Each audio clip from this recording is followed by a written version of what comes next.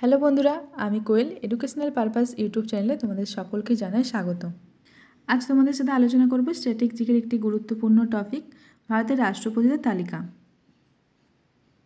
শুধু যে এক্সামের জন্য কাজে লাগবে এটা তা নয়, ভারতের রাষ্ট্রপতি এবং তার দেশ সম্পর্কে গুরুত্বপূর্ণ তথ্য জানাটা আমাদের কর্তব্য।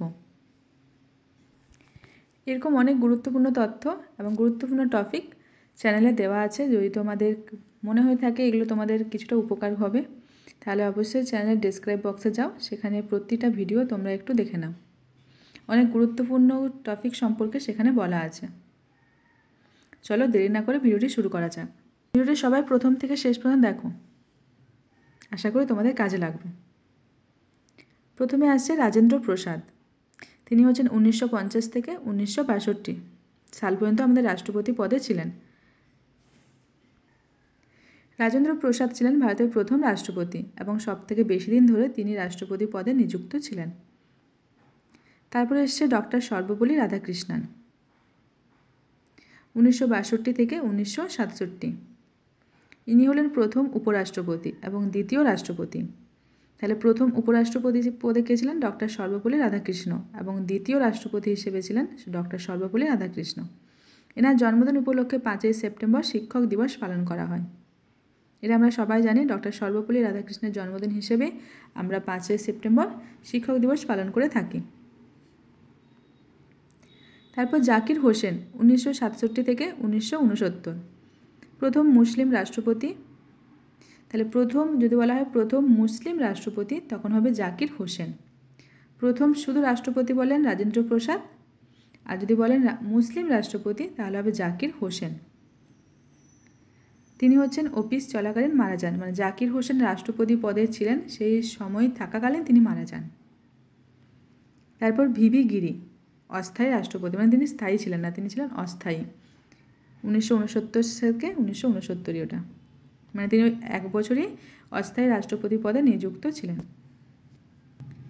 মোহাম্মদ হিদায়তুল্লাহ, তিনি ছিলেন 1969 থেকে, মানে ওই 1 বছরে, উনিও ওই সময়টাতেই ছিলেন 1969 সালে।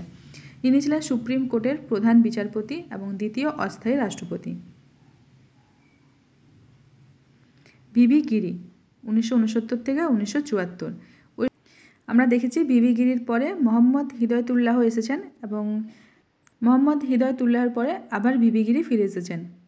ওই সময় ইন্ডিয়ান পাকিস্তান যুদ্ধ হয় এবং বাংলাদেশ স্বাধীন হয় 26শে মার্চ। তখন তিনি ছিলেন 1969 থেকে 1974। তারপর হচ্ছে ফখরুদ্দিন আলী আহমেদ, 1974 থেকে 1977। তিনি 1975 সালে জরুরি অবস্থা ঘোষণা করেছিলেন এবং অফিস চলাকালীন এনারও মৃত্যু হয়। তাহলে যদি এখানে বলা হয় জরুরি অবস্থা কবে ঘোষণা হয়েছিল? 1975 সালে। কার আমলে? ফখরুদ্দিন আলী আহমেদ আমলে। বিডি জাট্টি, তিনি ছিলেন তৃতীয় অস্থায়ী রাষ্ট্রপতি 1977 থেকে 1977, মানে তিনিও এই 101 বছরের জন্যই অস্থায়ী রাষ্ট্রপতি পদে নিযুক্ত হয়েছিলেন। নীলাম সঞ্জীব রেড্ডি, 1977 থেকে 1982। জ্ঞানী জৈল সিং, 1982 থেকে 1987, প্রথম শিখ রাষ্ট্রপতি। তাহলে যদি বলা হয় প্রথম শিখ রাষ্ট্রপতি কে ছিলেন, তাহলে হবে জ্ঞানী জৈল সিং। প্রথম পকেট ভেটো ব্যবহার করেন। আর ভেক্টর রমন, 1987 থেকে 1992। এই সময় এলপিজি মডেল হয়। তাহলে যদি বলা হয় কার আমলে এলপিজি মডেল হয়, তাহলে হবে আর ভেক্টর রমন। শঙ্কর দয়াল শর্মা, 1992 থেকে 1997। কে আর নারায়ণ, 1997 থেকে 2002। এপিজে আব্দুল কালাম, 2002 থেকে 2007, ভারতে মিসাইল ম্যান নামে পরিচিত। এই প্রশ্নটা খুব গুরুত্বপূর্ণ। যদি বলা হয় ভারতের মিসাইল ম্যান কে, বা ভারতের মিসাইল ম্যান কে ছিলেন, তাহলে হবে এপিজে আব্দুল কালাম। প্রতিভা দেবী সিং পাটেল, 2007 থেকে 2012, প্রথম মহিলা রাষ্ট্রপতি। যদি বলা হয় প্রথম মহিলা রাষ্ট্রপতি কে ছিলেন, তাহলে হবে প্রতিভা দেবী সিং পাটেল। প্রণব মুখার্জি, 2012 থেকে 2017, প্রথম বাঙালি রাষ্ট্রপতি। তাহলে প্রথম বাঙালি রাষ্ট্রপতি হিসেবে পরিচিত ছিলেন প্রণব মুখার্জি। রামনাথ কোবিন্দা, 2017 থেকে 2022।